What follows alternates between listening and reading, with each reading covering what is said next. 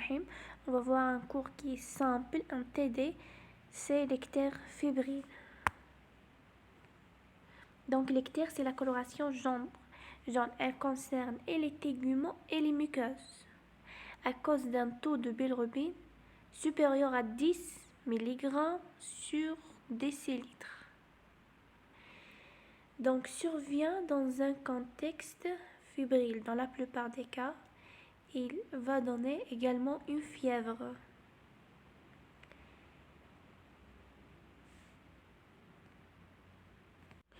Donc les mécanismes de l'hyperbilirubinémie.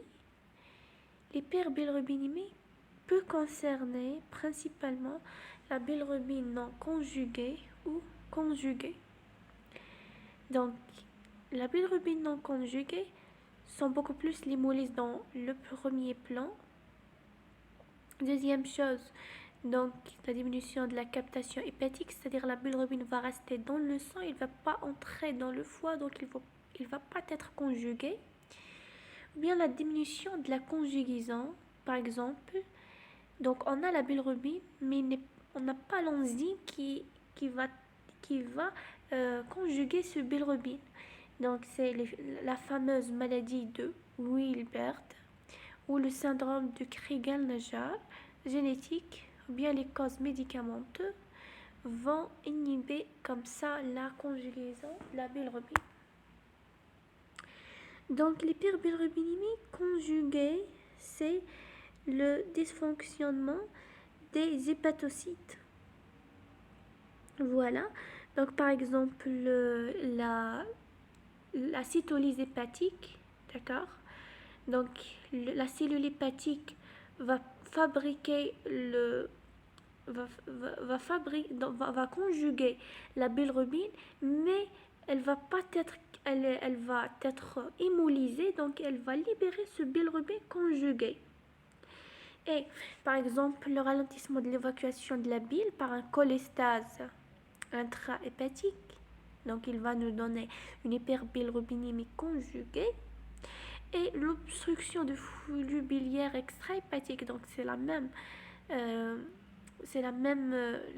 même mécanisme d'action par un cholestase extrahépatique. Le cholestase extrahépatique, c'est vraiment une lithiase au niveau extrahépatique, d'accord? Donc il est caractérisé par l'accumulation de pigments biliaires. Les urines vont être foncées dans le cas de bilirubine conjuguée, je dis bien conjuguée, parce que l'hémolyse, c'est-à-dire l'hyperbilirubinémie libre, ne va pas donner des urines foncées. Les urines foncées sont causées uniquement par l'hyperbilirubinémie conjuguée. Donc la décoloration des selles, bien sûr, c'est évident, et déficit en sels biliaires, donc va mener à la malabsorption des graisses, d'accord? Donc la malabsorption de graisse, c'est-à-dire la stéatorie fécale, se voit si on a une hyperbilirubinémie conjuguée, d'accord? On n'a pas de bile qui va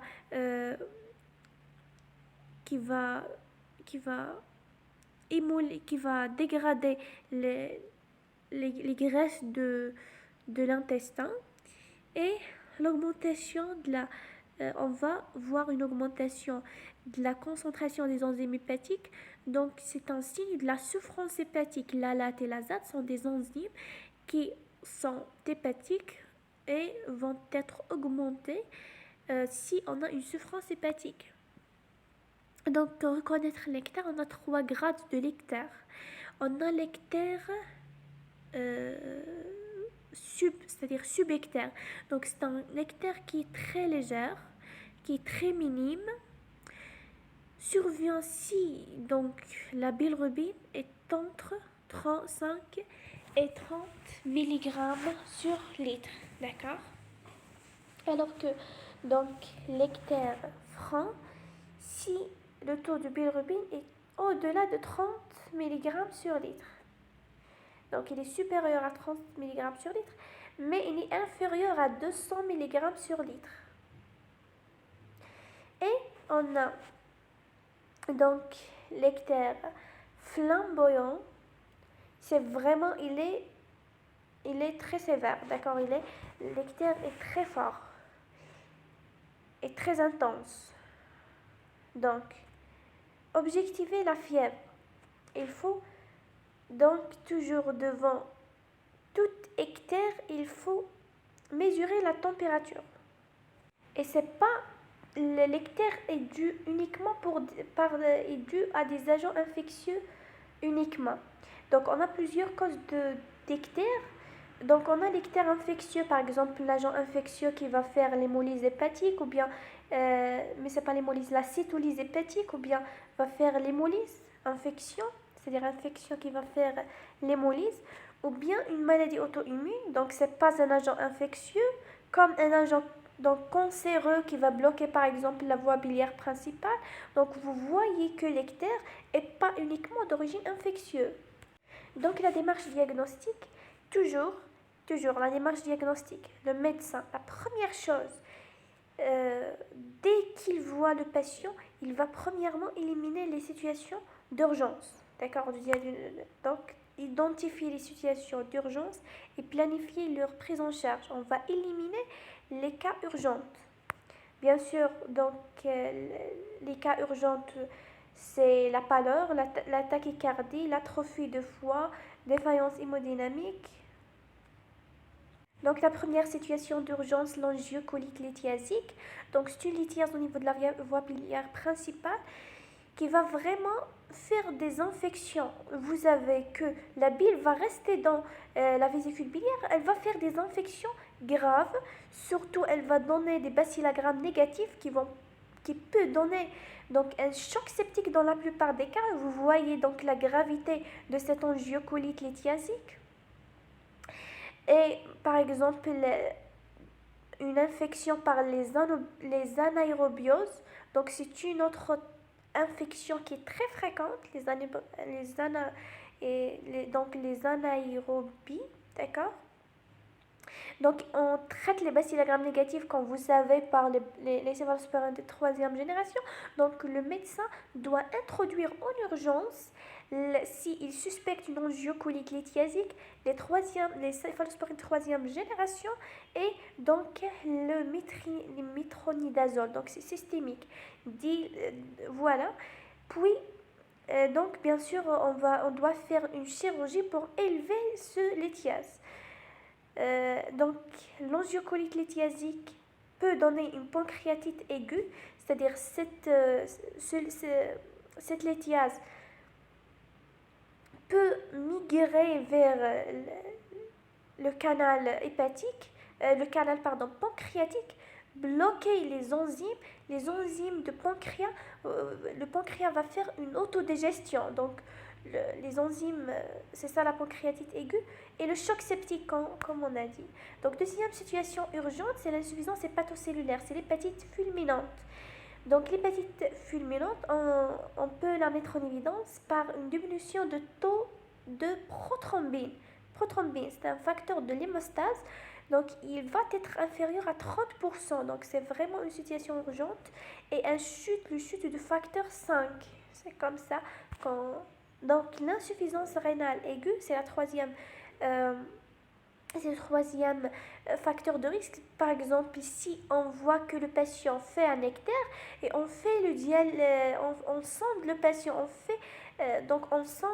fait une sonde au patient et on voit que la diurèse est très diminuée, on est en face d'une situation urgente. Donc, c'est-à-dire une insuffisance rénale aiguë. Donc, l'insuffisance rénale aiguë se voit si on a par exemple une lithiase qui va donner des bacillogrammes négatifs. Donc ces germes vont disséminer dans la circulation sanguine. Ce sont des germes qui peuvent donner une choc septique et par conséquence une insuffisance rénale, ça c'est clair. Donc le syndrome hémolytique ou urémique. Donc le syndrome hémolytique et urémique, c'est une infection, c'est une infection alimentaire, d'accord?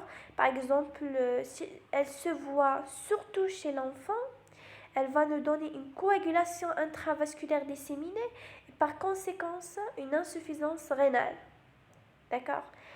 Une insuffisance rénale aiguë, donc c'est le fameux SHU, c'est le syndrome hémolytique et urémique. Les leptospiroses, donc le chef de file qui va donner une insuffisance rénale aiguë, donc c'est une infection qui provient des rats, de baignage dans l'eau douce qui donc va donner une insuffisance rénale aiguë, d'accord? Donc très rarement d'hémolyse aiguë, c'est-à-dire par exemple la septicémie post-abortum, c'est-à-dire après les avortements, à Clostridium perfringens, d'accord? Donc après les avortements, on doit sonder la patiente. Donc pour voir la durée, parce que dans la plupart des cas, la femme après l'avortement, si on n'a pas respecté les conditions d'asepsie rigoureuse, on voit que la patiente va faire donc une hémolyse, donc va faire une très grande ictère, très marquée, un ictère très marqué.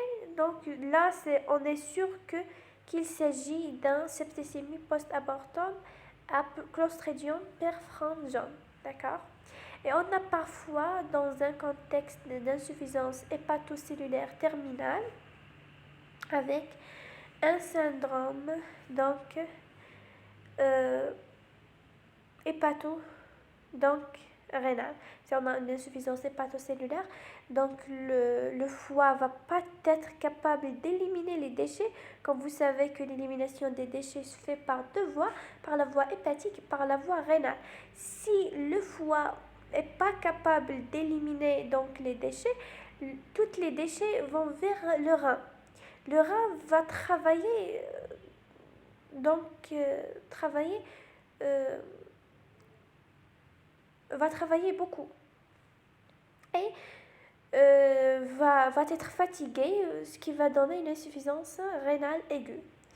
Donc toutes les situations imposent une hémoculture et transfèrent une urgence en réanimation. C'est ça la conduite à tenir.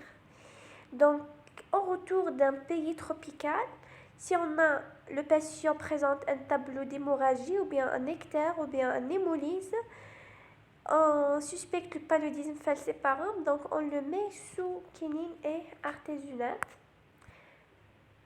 Donc, deuxièmement, la fièvre jaune, c'est très dangereuse, elle est très contagieuse. Elle va donner un hémolyse, donc un ictère, une hémorragie, on va voir la photo. Voilà donc la fièvre hémorragique virale, ou bien la fièvre jaune, elle va donner comme ça des hémorragies subcutanées, comme la photo. Donc bien sûr, on a l'autre arbovirose. Par exemple, l'arbovirose va donner le cytomégalovirus qui va donner comme ça des épidémies saisonnières qui vont toucher les enfants. Dans la plupart des cas, chez l'enfant immunocompétent, va passer comme ça, donc bénigne, elle est bénigne. Mais chez les patients immunodéprimés, elle peut donner ce tableau donc d'hémolyse. Et la déclaration, elle est bien sûr obligatoire parce qu'ils sont très contagieuses. Donc, les situations urgentes au cours de sepsis, si la bilirubine est supérieure à 30 micromoles sur litre, on est sûr qu'on est en face d'une fièvre, d'une sepsis sévère. Donc, le diagnostic en dehors d'urgence. Donc, commençons par l'ictère fébrile à bilirubine libre. Donc, il faut premièrement rechercher les signes d'hémolyse. Donc, le bilirubine libre, le chef de file, c'est l'hémolyse. Bien sûr, l'hémolyse par les toxines, les mécanismes auto-immunes, des infections. Deuxième cause, c'est l'hémolyse chronique. Donc, ce sont les maladies qui vont donner des anomalies au niveau des membranes de la globule rouge, des protéines de la membrane de la globule rouge, ce qui va donner des globules rouges comme ça inefficaces qui vont être dégradés plus tôt que les autres globules rouges blancs, saines. On a donc l'hémolyse chronique à cause de la maladie de Minkowski-Shaffer et donc les drépanocytes. Ces trois causes vont donner des globules rouges anormales dans leur forme Et donc la majorité par une infection intercurrente. Donc les infections intercurrentes sont des infections aiguës, mais qui revient à chaque fois pour donner un tableau comme ça chronique. Et bien sûr le déficit en glucose 6 phosphate, d'accord, qui va donner une hémolyse chronique, d'accord. Bon, donc l'absence de signes d'hémolyse, on a défaut du glucoconjugaison, c'est la maladie, la fameuse maladie de Gilbert, elle va donner une hyperbilirubinémie, libre, d'accord. Donc les signes, maintenant on va voir l'ictère à bilirubine conjuguée ou mixte. Donc bien sûr les chefs de file sont donc la voie biliaire fine sans tumeur, c'est-à-dire donc on a un bilirubine conjugué sans tumeur. Par exemple, à cause de la cytolyse hépatique, à cause des virus de l'hépatite A, B, C, on a même E, etc. L'arbovérose qui va faire l'hémolyse de foie. La même chose pour l'aptospérose. Toutes les infections, presque toutes les infections qui vont toucher le foie. Donc par exemple l'alcool qui va faire l'hémolyse de foie, donc toujours le même mécanisme, c'est l'hémolyse des cellules hépatiques. Par exemple les médicaments, les maladies auto-immunes, le DRES, donc le DRES c'est drogue rash eosinophilia systemic syndrome, c'est en français, donc en anglais c'est-à-dire les drogues, donc les drogues qui vont donner un érythème, en même temps un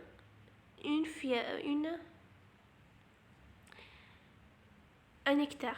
Donc on a le foie cardiaque aigu. La cytolyse modérée, c'est par donc elle est peu intense par rapport aux cytolyses majeures. On a bactériémie, c'est-à-dire les leptospires, les salmonelloses, la légionellose, les pneumocoques et les rictitioses sont des bactéries. Donc l'hémolyse granulomateuse, par exemple, ou les mycoplasmes, brucellose, fièvre Q, chlamydia et bartonellose. Lymphome malin avec une infiltration hépatique. Et les cholangites sont les cryptosporidioses, d'accord. Comme ça, elle va toucher, elle va faire les cryptosporidioses, pyrrhose, vont faire l'hémolyse, c'est la cholangite, d'accord. Donc on a l'aspect tumoral, bien sûr, sont des tumeurs qui vont bloquer la voie biliaire principale. On a par exemple la cause d'un abcès hépatique, pyogène amébiose, kyste hydatique, échinococcose alvéolaire, ou bien tumeur hépatique maligne, prime 1 ou 2. Donc l'atteinte vasculaire sont des thromboses de la veine porte, thrombose des vaisseaux hépatiques et thrombose de l'artère hépatique. Donc, la dilatation de la voie biliaire principale à cause de l'angiocolite sur calcul, donc cancer de la tête et du pancréas, cancer de la voie biliaire, cancer de l'ampoule de Vater, donc parasitaire à cause des douves ou bien des ascars et post-radique, d'accord.